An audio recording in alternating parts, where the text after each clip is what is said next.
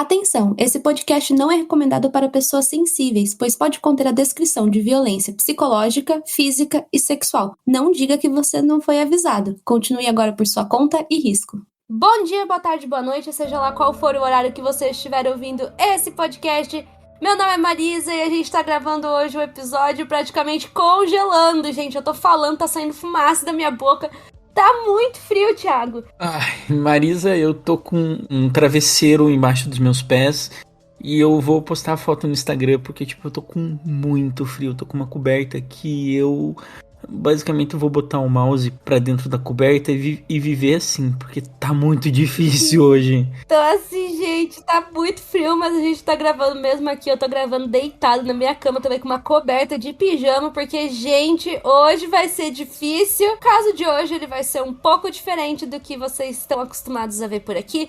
Não vai ser serial killer, não vai ser sequestro, se bem que a gente fala mais de serial killer por aqui, né? Não vai ser um caso misterioso, tem um pouco de mistério, mas a gente vai falar de um assunto que eu sei que vocês gostam bastante. Olha, faz tempo que a gente não fala, que é sobre seitas. Acho que a última vez que a gente falou de seita foi lá atrás, quando a gente fez o episódio sobre o Charles Manson. E Jim Jones eu acho que foi o último, se eu não me engano. É verdade, verdade. Teve Jim Jones, né? Inclusive, eu falei do Charles Manson porque eu amo esse episódio, eu adoro pesquisar sobre esse caso. Então, assim, fica a dica, se você não ouviu ainda o nosso episódio de Charles Manson, tá muito bom, na minha opinião, tá muito completo. E hoje a gente vai falar sobre uma outra seita, uma seita bem louca.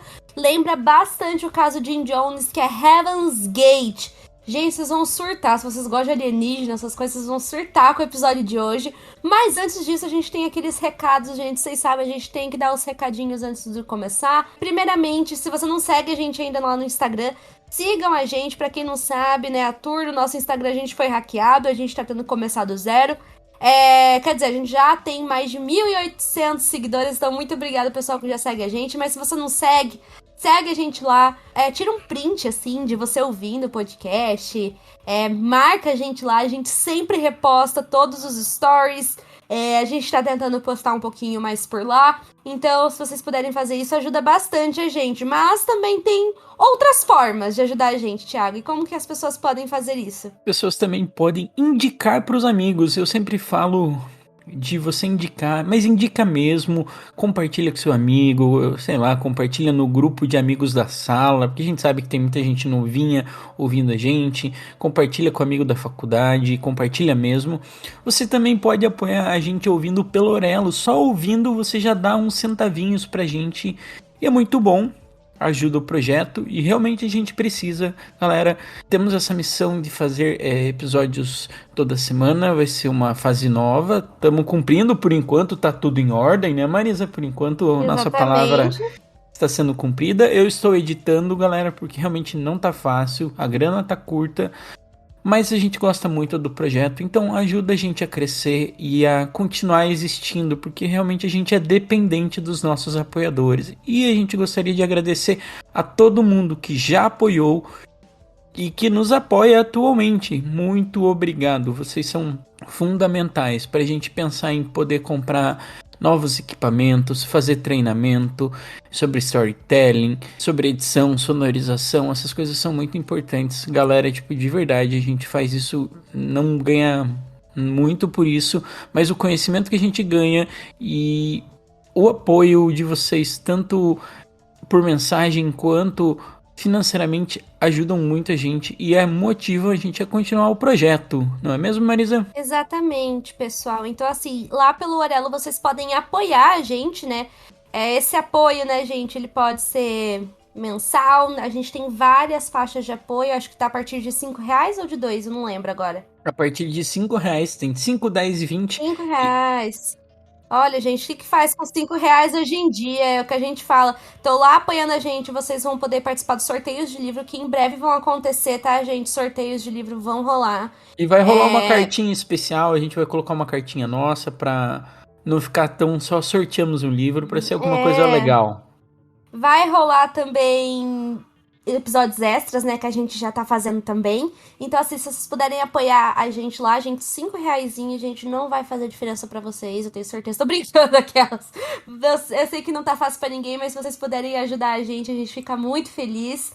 Ou vocês podem mandar um Pix pra gente, tá, gente? O Pix pode ser literalmente de qualquer valor, pode ser R$1, que você sentir aí no seu coração pra ajudar a gente, ajuda pra caramba, que é os Pix misteriosos. Só mandar pra contato apenas-um-podcast@gmail.com, contato apenas-um-podcast@gmail.com. O nome da conta tá no meu nome, Marisa. E a gente, mandem com recadinhos, que a gente adora ler os recadinhos por aqui. Então, gente, eu acho que é isso. Acho que a gente já pode começar o episódio de hoje. Vamos lá! Nobody. I'm nobody. I'm a tramp, a bum, a hobo. Two women very important in your life, and you killed them both. Eu saía como se fosse para caçar alguma coisa.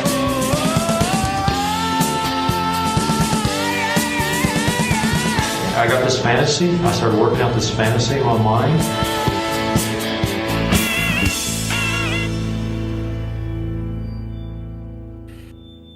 Então, gente, Heaven's Gate. O que a gente pode começar falando sobre Heaven's Gate? Ela foi uma seita, a gente já vai entrar em mais detalhes, que começou na década de 1970 sob liderança de duas pessoas, o Marshall Applewhite e a Bonnie Needles. Vai começar falando sobre o Marshall, que eu acho que é uma das figuras centrais, se não a mais central dessa seita. O Marshall Applewhite nasceu em 1931 no Texas e, segundo alguns relatos, a vida dele foi relativamente normal. Ele era conhecido pelos seus talentos musicais, ele era um barítono. O que seria um barítono?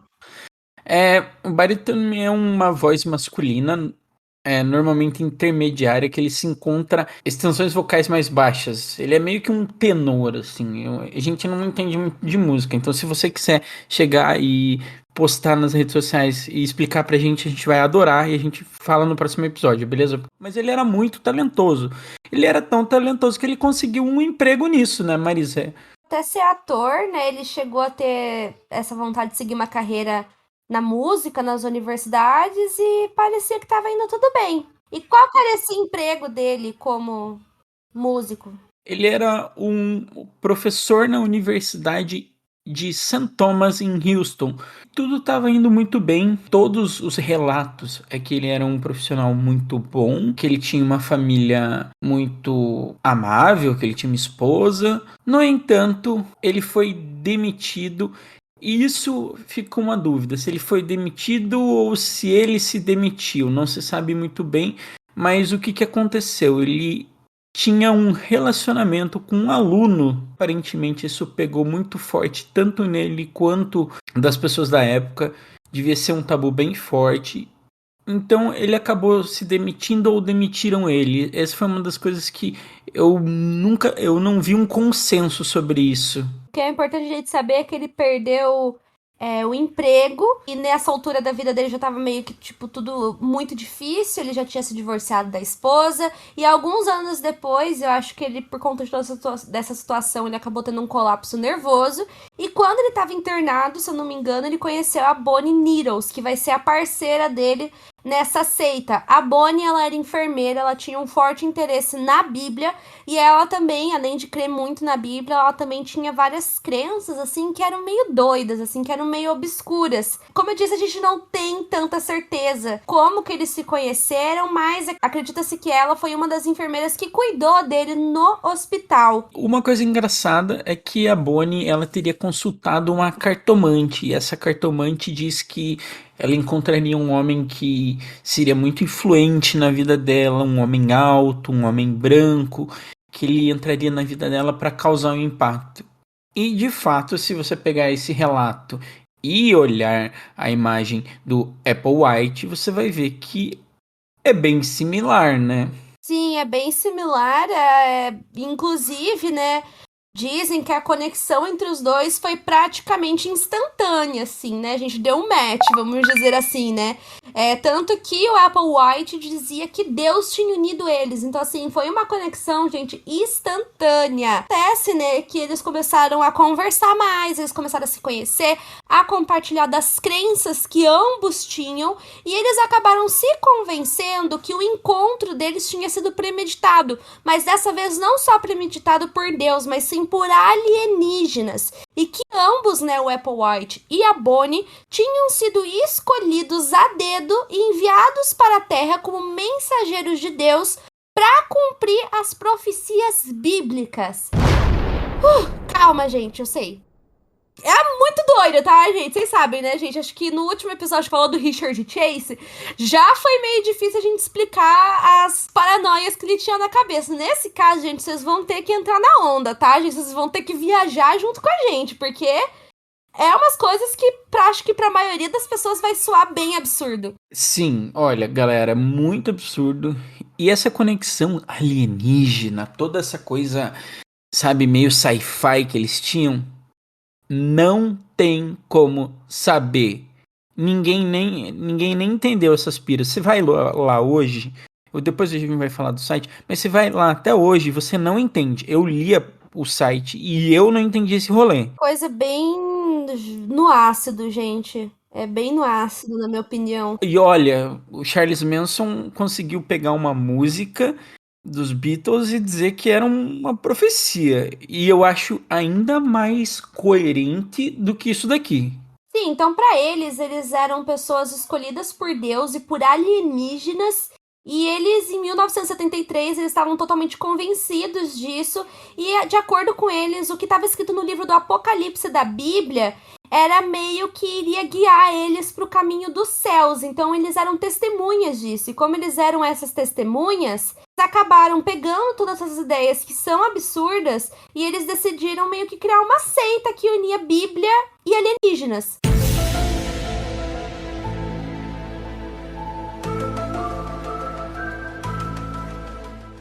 Não está claro como e quando eles decidiram adicionar OVNIs e outros elementos da ficção científica dentro das crenças bíblicas e cristãs, mas sim, gente, tinha muita coisa sci-fi, inclusive coisas que envolviam Star Trek.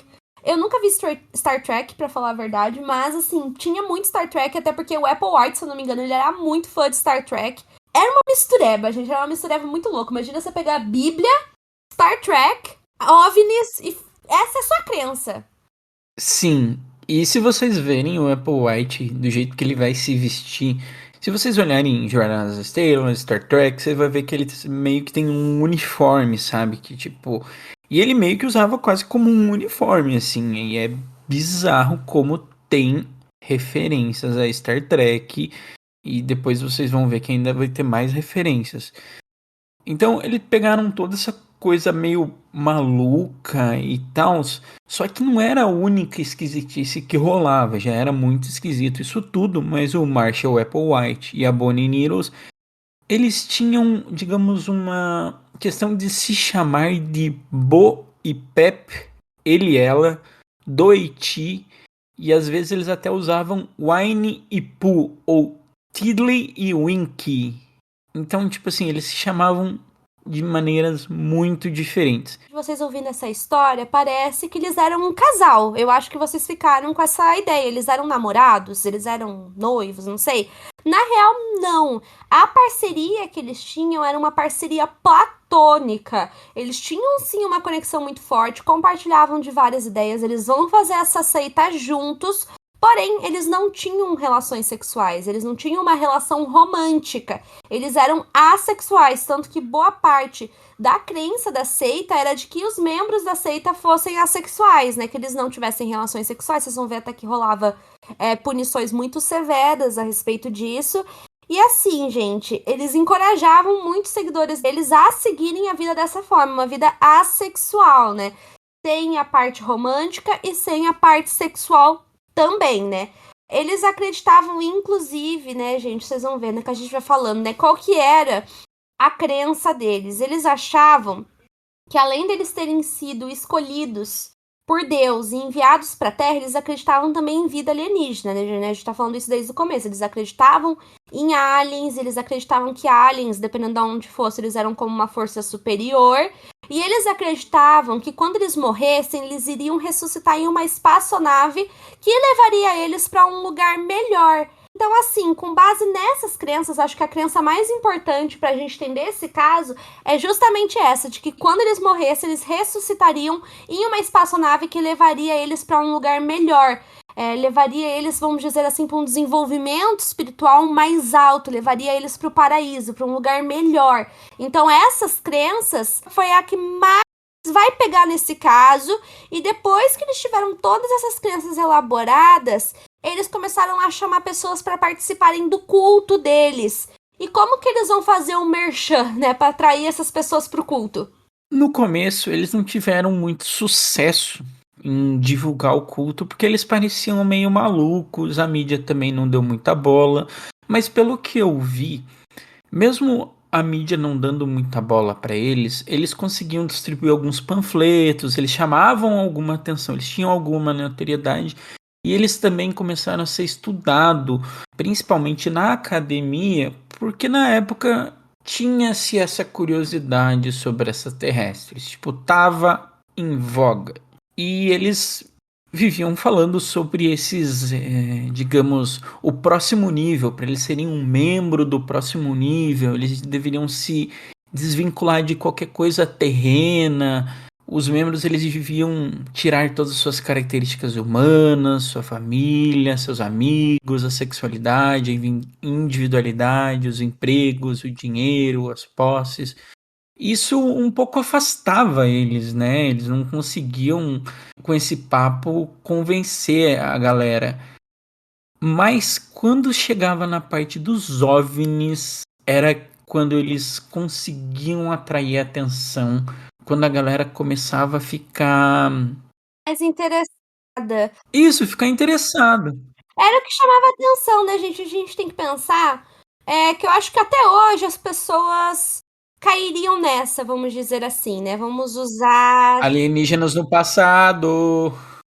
Vocês sabem, né, gente? Até hoje as pessoas têm essa obsessão muito grande por aliens. Quem me conhece, por exemplo, sabe que eu acredito pra caramba em aliens. Claro que eu não chego nesse nível. Mas vocês sabem que até hoje, gente, a gente tem muitas pessoas que levam muito a sério esse negócio.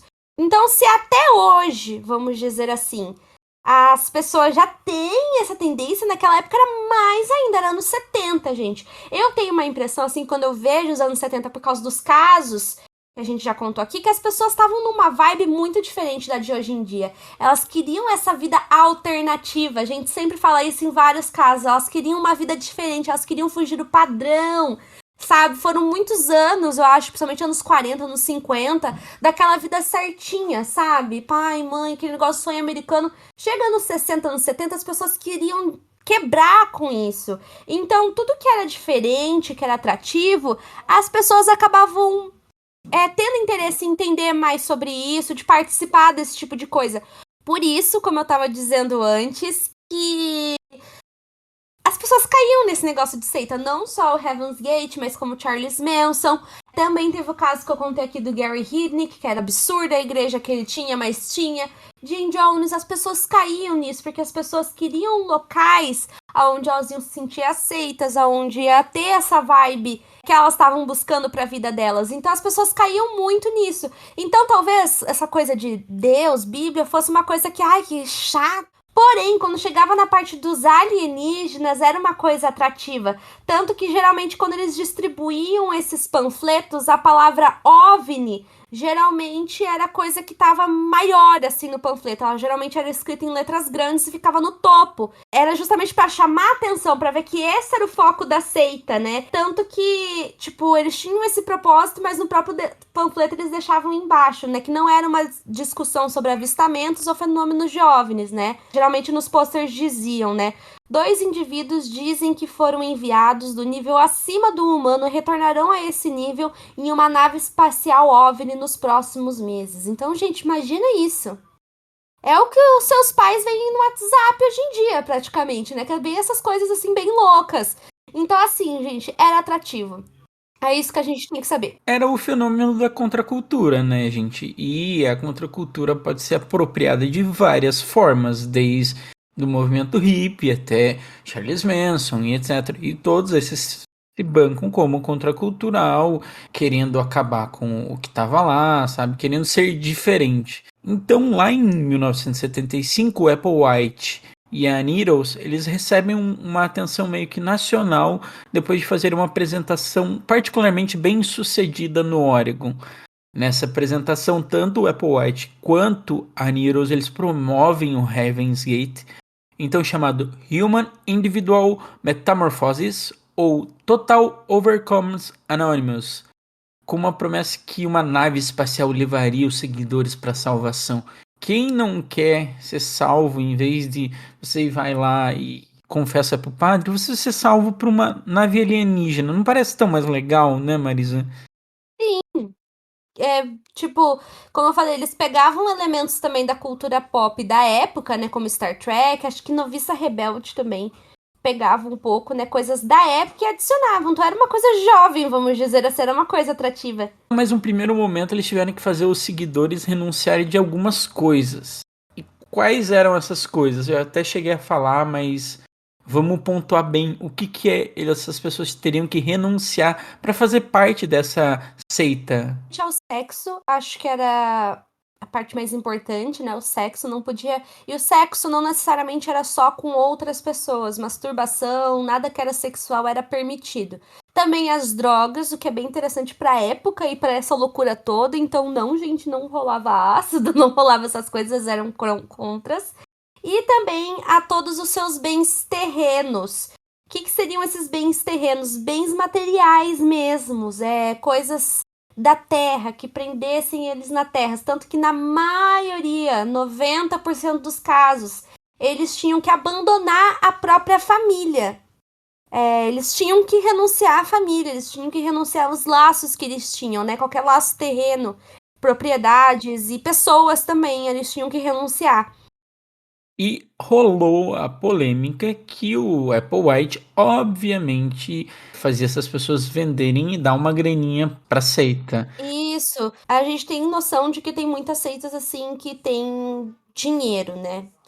Tem certas coisas que eu não vou entrar em muitos detalhes que pra mim são seitas, né?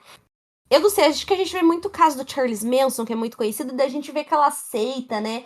Pô, mó casebre que eles moravam, né? Pô, era emprestado, lugar caindo aos pedaços. Situação precária. Precária até o próprio Jim Jones. A gente sabe que a estrutura do lugar que eles moravam era precária, mas não era o caso do Heaven's Gate. As pessoas que participavam dessa seita, geralmente elas tinham dinheiro, elas vendiam as propriedades deles e davam esse dinheiro, não todo, eu acho que não totalmente em alguns casos, mas davam parte desse dinheiro pro Applewhite e pra Bonnie cuidarem, gerenciarem desse dinheiro. Tanto que eles eram meio que nômades, né? Eles iam pra vários lugares dos Estados Unidos e eles só ficavam em mansão, gente. Eles não ficavam em burreca, não, né? Não ficavam em bangalô, não ficavam em nada disso. Era mansão. O nível era um pouco diferente no caso do Heaven's Gate. Sim, vocês vão ver que, por mais que várias pessoas tenham se convertido, tinham pessoas que eram da área de tecnologia, da área de administração, da área do jornalismo. Então eles chamaram muita atenção, as pessoas queriam fazer documentários sobre eles. Chamava atenção para ser estudado academicamente, sabe? Como um movimento. Eles tinham um certo prestígio, eles não eram os louquinhos da praça falando sozinho. Sim, só para vocês saberem, né, essa proposta de que eles seriam levados para um mundo novo, com uma vida melhor, esse lugar eles chamavam de Tela, né, em português, né, que seria The Evolutionary Level Above Human. Então esse era o nome do lugar, né, que eles iriam, né. Como eu disse, eles eram meio nômades, né, então eles andavam por todos os Estados Unidos e eles faziam palestras, tanto que essas palestras, esse culto que eles faziam era justamente ali que eles pegavam as pessoas, tanto que em uma palestra eles chegaram a ter 12 pessoas que logo depois decidiram se unir à seita. Então assim, né, gente, eles têm toda aquela coisa que vocês sabem, que a gente já falou aqui, ou que não sabe tá ouvindo agora, de que pessoas principalmente esses líderes de seita, eles são muito manipuladores, tá, gente? Às vezes pode ser até, tipo, sem ter a intenção de manipular, mas eu acho muito difícil isso, tá? Talvez a própria pessoa acredite muito no que ela tá falando, mas ela sabe convencer as pessoas, né? Então, assim, Heaven's Gate é uma seita que tem muitos anos de duração. Teoricamente, existe até hoje. Então, ao longo de todas essas décadas, eles conseguiram ter, assim, ao longo dos anos, acho que não tudo de uma vez, mas ao longo dos anos, eles chegaram a ter 200 membros. O que é bastante gente, Só que o que acontece? Como eu disse, isso foi ao longo dos anos. Só que conforme o tempo foi passando, alguns seguidores começaram a se sentir mal, começaram a se sentir restringidos pelas regras do culto, né, gente? Porque é muito pesado. Principalmente você ter que abandonar a sua família, abandonar as pessoas que você ama, as pessoas que você conhece. Pra seguir isso, era uma coisa muito difícil. E também, eu acho, como eu disse antes, uma das diretrizes que era mais pesada e mais rígida era a diretriz de não poder ter nada sexual. Então, sem sexo, sem relacionamento em nível humano, sem socialização, sem ser com os membros da seita. E alguns membros, que é aí que o lance vai ficar perturbador, né? Alguns membros, incluindo o Apple White, o líder da seita, levaram essa regra de não relação sexual a um nível muito extremo, porque alguns membros eram submetidos à castração, justamente para evitar o desejo, evitar isso das relações sexuais, que, como eu disse, não eram só relações sexuais você com outra pessoa. Era também o autoprazer, né? A masturbação também era proibida. Tanto que dizem que alguns membros, ao longo dos anos, foram pegos, né, se masturbando, e isso era uma coisa que eles eram humilhados depois que isso acontecia. E outra coisa é que essas crenças eram muito fortes. Tipo, gente, rolava uma lavagem cerebral muito forte. E também, obviamente, tinha o controle do Apple White para essas pessoas não saírem falando mal da seita. Por exemplo, ela saía da seita, o Apple White meio que fiscalizava para essa pessoa não falar mal da seita, não ficar fazendo comentários negativos, etc. Isso levou a uma dependência muito grande de alguns seguidores. Alguns seguidores eram fanáticos a ponto de fazer a castração, vestirem-se da mesma maneira, obedecendo todos Sim, na verdade, assim, nem chegava a ser os membros mais radicais, né? Eles eram meio que obrigados mesmo a se vestir de maneira semelhante, né? Porque, além disso, ser uma forma de evitar coisas mundanas, né? Porque muitas pessoas, elas veem a moda como um luxo, né? É um luxo você ter o seu estilo, não sei o quê, então seria uma coisa mundana. Pra eles era justamente isso. Todos eles tinham que se vestir de uma forma igual.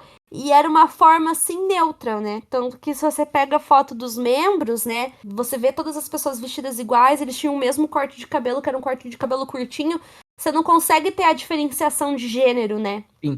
Quando você olha a foto deles. Tem até umas fotos que, tipo, eles vestem roupas diferentes, sabe? Que o Heaven's Gate Monastery Graduation Class. Daí você vai ver que tem as pessoas que se formaram no Heaven's Gate. Você vai ver que essas pessoas têm até um padrão parecido, sabe? Tipo, as roupas são diferentes, mas tem tipo cor predominante, tipo um azul, ou as cores são parecidas, mesmo que a estampa seja diferente, a cor entre elas é parecida.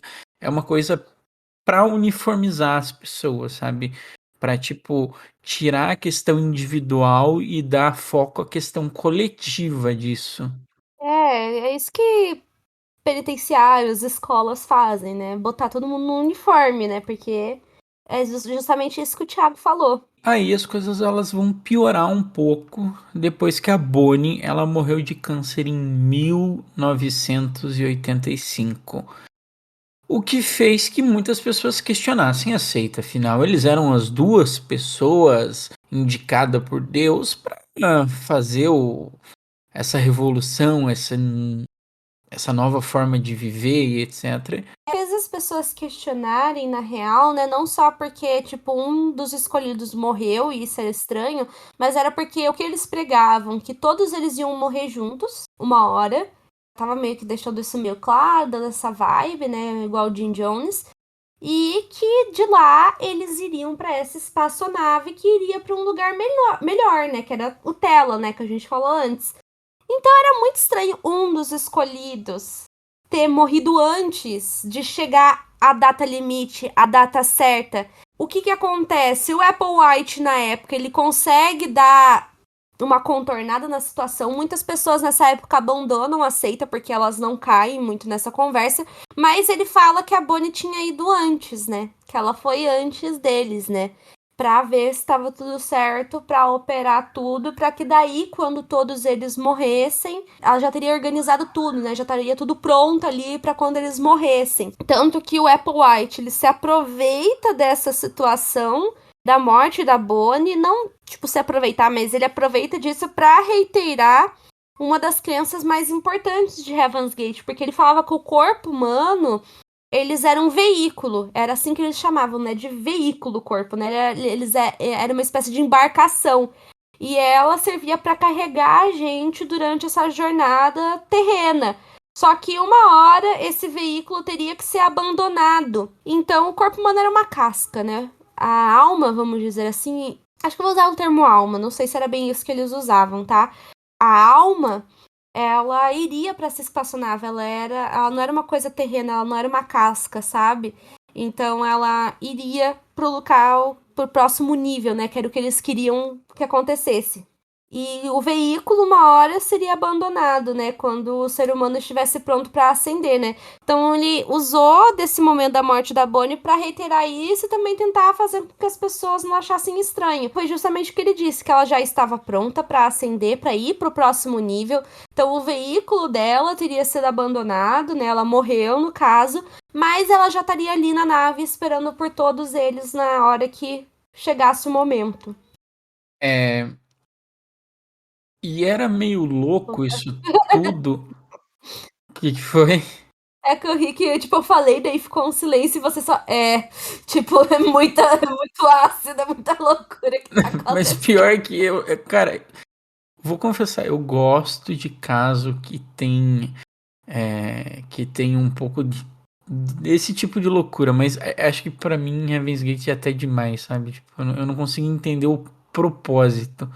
Mas vamos lá. E isso ajudou muito a unir os poucos membros que ainda tinham. Porque vamos dizer que a confiança nisso tudo estava acabando. Mas ainda tinha algumas pessoas que gostavam de falar. Até o Michel Converse, que é um dos primeiros recrutados, ele disse que a mensagem do culto era atraente, porque elas estavam falando com a minha herança cristã, mas de uma maneira moderna e atualizada. Que é realmente isso. Era como se eles estivessem falando de uma coisa contracultural, a igreja de uma nova forma, visto de um novo jeito.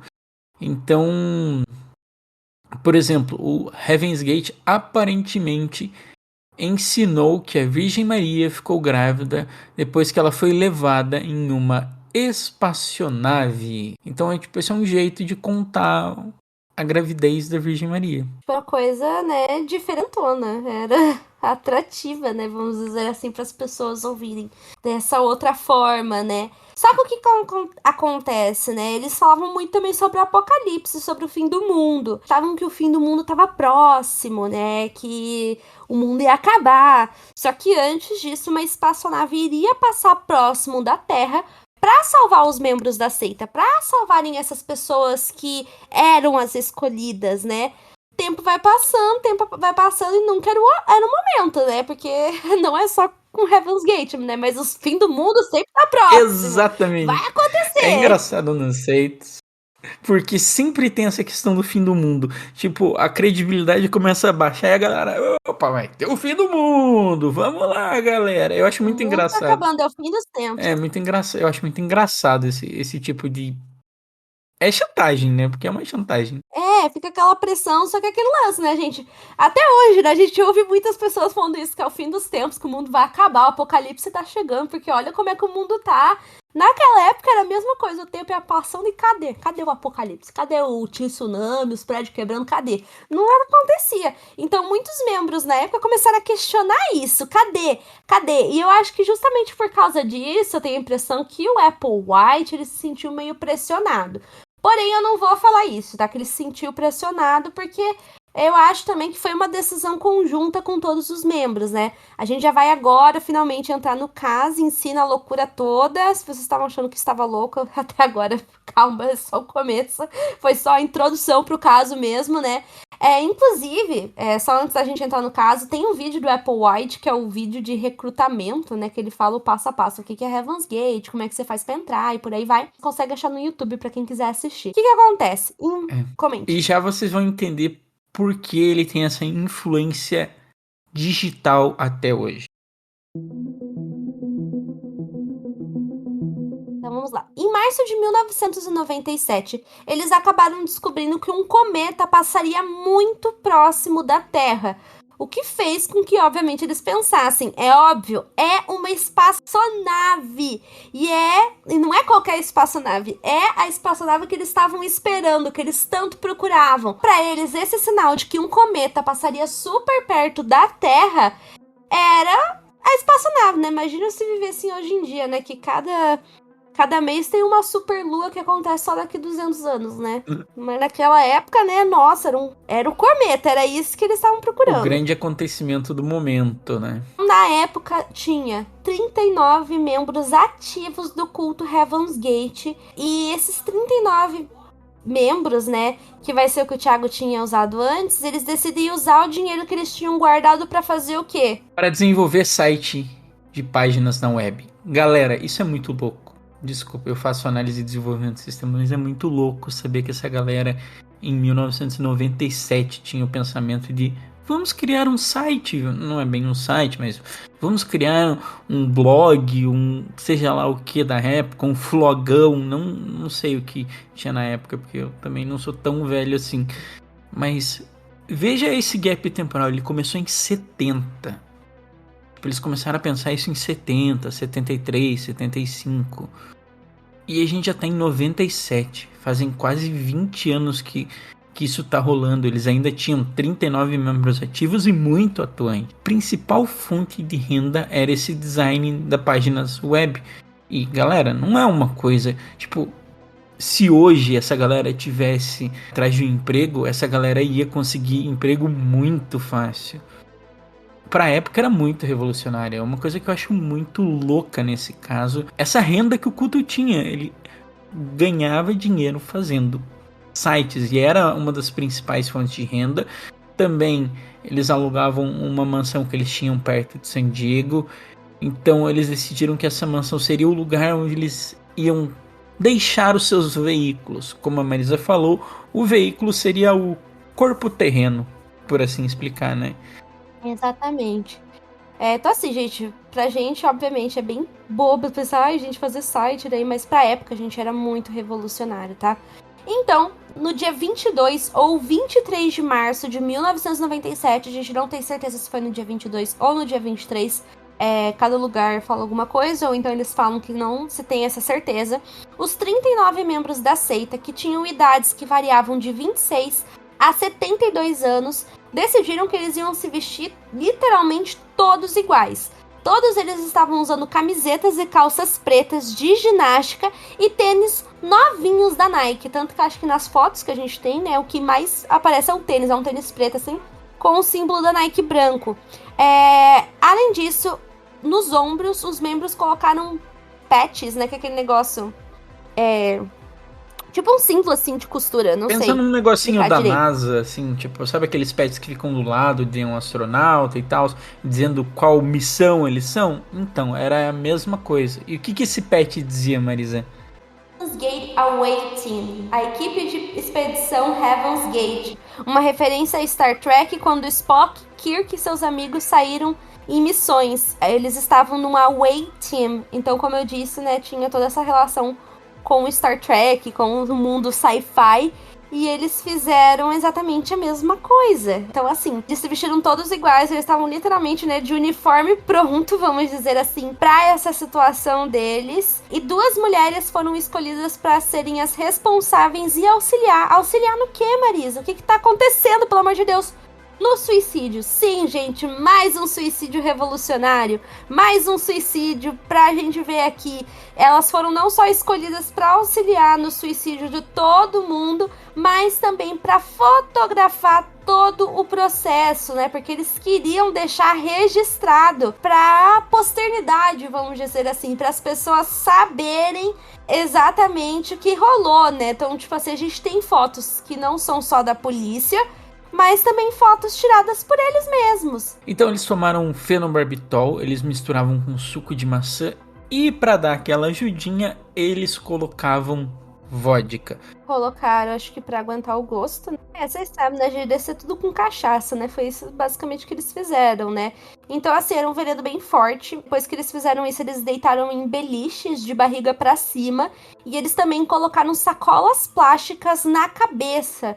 Pra quê? Pra induzir a asfixia, né, gente? Pra morrer o quanto mais rápido, porque, além disso, eles queriam morrer mais ou menos, assim, todos ao mesmo tempo. Então, assim, eles cobriram a cabeça, né, com os sacos plásticos, beberam esse veneno, e depois eles tiveram o tronco deles, né, o tronco, gente, a parte do corpo mesmo, coberto por um pano roxo, e tudo isso pra aguardar a viagem.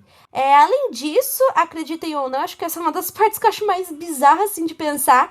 Ao lado do corpo foi encontrado malas de viagem, né, gente? Malas de viagem, porque era isso que eles estavam fazendo, eles estavam viajando. E eu acho muito louco pensar nisso da mala de viagem que eles deixaram do lado do corpo. E outra coisa que é meio maluca é que chegaram a teorizar sobre o que eles tomaram, sobre esse método. E diz que tem pessoas que podem ter morrido em 1 dia e tem pessoas que podem ter demorado até 3 dias para morrer. Então não foi um negócio rápido e, tipo, indolor. Teve gente que deve ter sofrido muito. Então, por isso que eu disse que a gente não tem muita certeza, assim, os dias, porque na verdade foram vários dias, assim, eram em grupos, cada grupo morria. Então, tanto que eles acreditam que 15 membros tenham falecido no dia 24, outros 15 membros no dia 25 e os últimos 9 no dia 26. O Applewhite, ele foi um dos últimos a falecer. E essas 2 mulheres, elas continuaram vivas após as mortes e elas foram as únicas encontradas sem sacola plástica na cabeça. Depois disso tudo, Marisa, como você acha que a mídia lidou com isso? Foi um escândalo muito grande, né, gente? Porque o que acontece? As autoridades, elas foram alertadas por meio de uma denúncia anônima no dia 26. Acredito, porque como eu disse, vocês vão ver que alguns membros, eles foram escolhidos pra ficar, né? Eu não duvido que talvez tenha sido um dos membros mesmo, que foram escolhidos pra ficar, que fez esse alerta, né? Eles encontraram os 39 corpos deitados, como eu disse, na beliche, outros em locais de descanso. E quem denunciou, como eu disse antes, né, denúncia anônima, mas hoje em dia a gente tem um pouco de noção que foi um ex-membro, né, que foi escolhido para deixar. E esse membro, algumas semanas antes, recebeu as fotografias do incidente, né? Então vamos dizer assim que ele, talvez ele tivesse noção do que ia acontecer, mas não que fosse naquele momento. Então quando ele recebe as fotografias, ele aciona a polícia. E obviamente, né, gente, foi um alvoroço muito, muito grande. Pode explicar, Thiago, o que foi que rolou? Então eu vou falar da parte americana, das questões americanas. Porque o que acontece? O Jim Jones aconteceu, só que ele foi o maior massacre coletivo fora dos Estados Unidos. E o Heaven's Gate, foi o maior massacre acontecido em solo americano. As matérias foram ir atrás dessa galera que era estranho por alguns, meio alucinado por outros, mas isso causou um alvoroço, né? Então assim, o alvoroço inicial ele diminui porque os que ficaram pra trás, eles tiveram que lidar pela perda, né? Porque, tipo, eram pessoas que eles conviveram, pessoas que eles gostavam. Um ex-membro que era o Frank Lifeford perdeu seus amigos próximos, seu primo e o amor da sua vida nesse suicídio em massa. Felizmente, Frank foi capaz de encontrar alguma graça nessa experiência traumática. Ele disse: todos nós temos uma conexão com um divino dentro de nós. Todos nós temos aquele transmissor de rádio embutido. Não precisamos de ninguém para traduzir isso por nós. Esse foi o grande erro que todos cometemos. Na minha opinião, foi acreditar que precisávamos de outra pessoa para nos dizer qual deveria ser o nosso melhor caminho. Então, assim, gente, então acho que as pessoas começaram a ver pelo outro lado, né? Elas começaram a se solidarizar, sabe? Na época, eles não sabiam muita coisa disso. Se tinha notícias do que era o Heaven's Gate, só que também não ajudava toda a estética, dessa estética New Wave que eles tinham, toda essa questão mais pra frentex, e a galera também não sabia como de fato eles ganhavam dinheiro, e depois muita gente veio à tona para falar que eles ganhavam dinheiro entregando suas posses materiais, e isso gerou, digamos, uma repercussão, um trauma até na opinião pública norte-americana, começaram a ser mal vistos, e eu acho que isso foi uma coisa meio que para mostrar até onde as pessoas foram por uma causa dentro dos Estados Unidos. O americano tem muito essa questão da liberdade e etc, esse princípio da liberdade. Então eu acho que foi bastante chocante para todo mundo. Mas estranhamente o Heaven's Gate ainda tem 4 seguidores vivos que eles sobreviveram apenas porque foram instruídos a administrar o site do grupo na década de 90 e tem feito isso desde então. Eles ainda acreditam nos ensinamentos do culto e afirmam estar em contato com esses 39 membros que morreram. Então, sim, isso é uma seita ativa. Tipo, tem pessoas que acreditam nessa seita e que estiveram lá, não sei se em loco, mas pelo menos eles sabiam o que ia acontecer.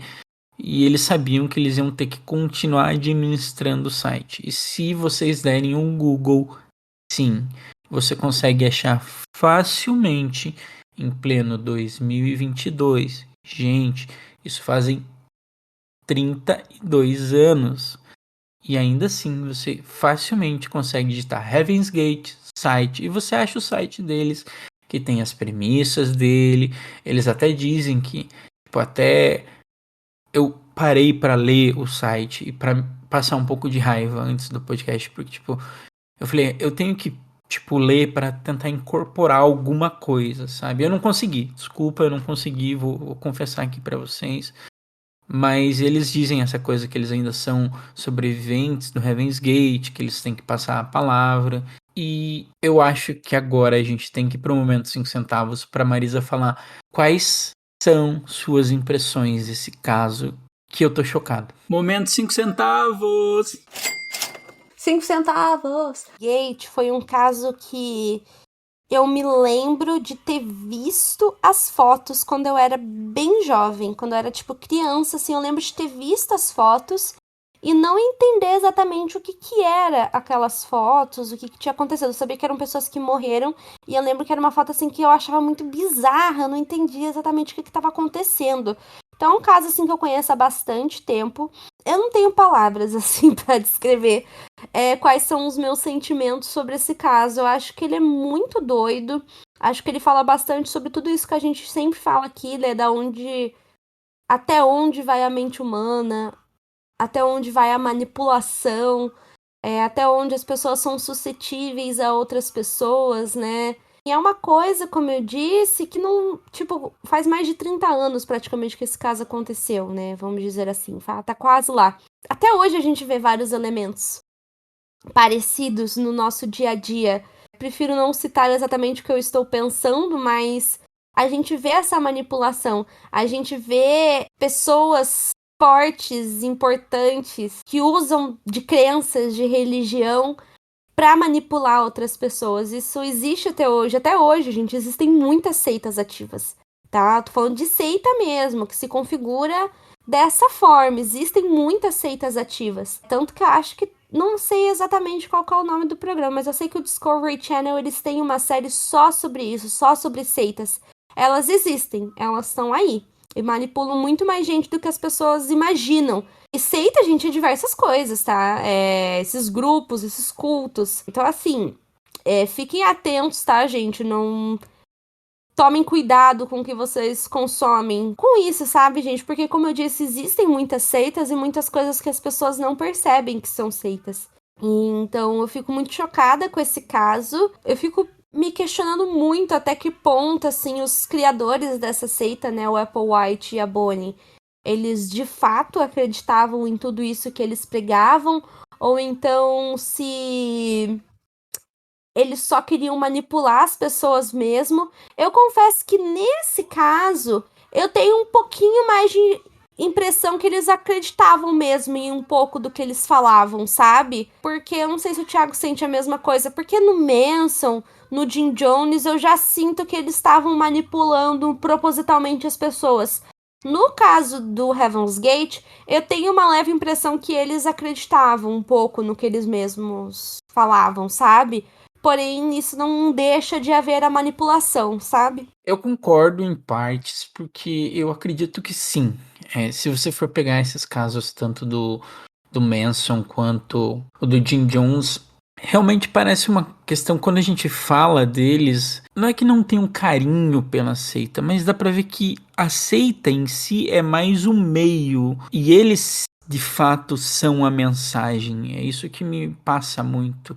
E no Heaven's Gate parece que, tipo, eles só são a mensagem, tipo, tanto o Applewhite quanto a Needle, eles são só a mensagem. E o meio tá lá, sabe? É o Heaven's Gate, que ainda tem, tipo, o heavensgate.com, que ainda tem, e tipo, gente, eu tô olhando aqui, tem descrição, tem, tipo, videotape, disso. Depois a gente eu vou até dar uma olhada nisso, porque eu acho que rende mais um episódio, pode ser até um episódio exclusivo para apoiadores, mas, tipo, cara, tudo bem, o site é meio tosqueira, mas o site, tipo, parece um site muito de antigamente que não tem atualização? Parece, mas não é um site mal feito. Eu acho isso muito louco, sabe? Tipo, o jeito que eles ganhavam, eu já falei, é muito louco o jeito que eles ganhavam dinheiro.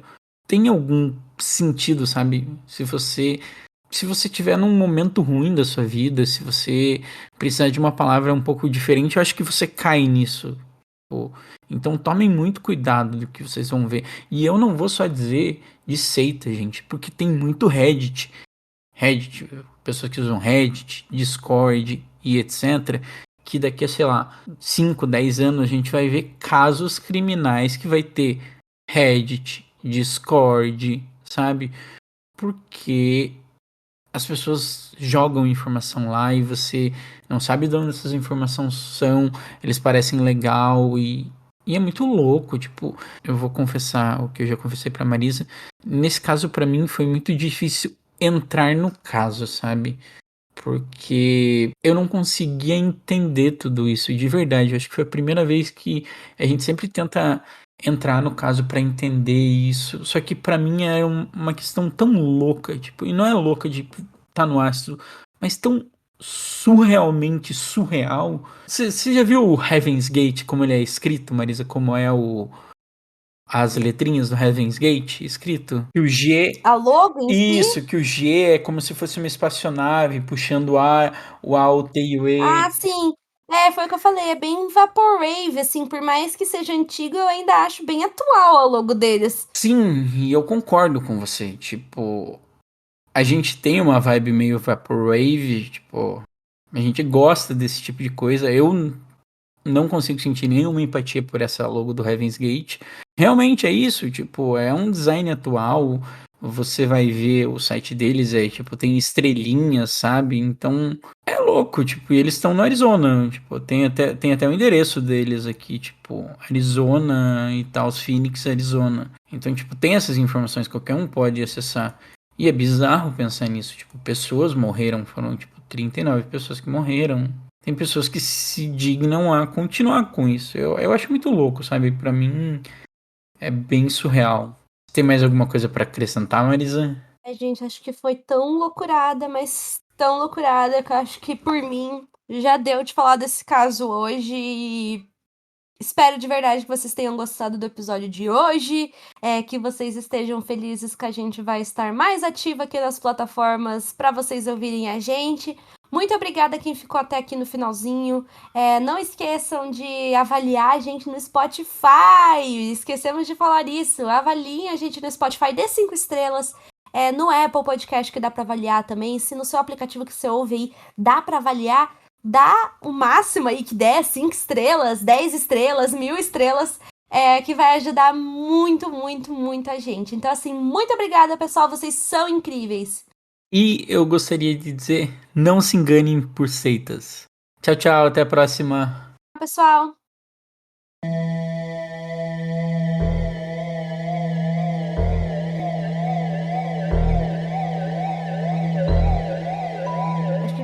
Acho que pode pôr um efeito de bomba explodindo, sabe? Sabe? Tá bom, entendi.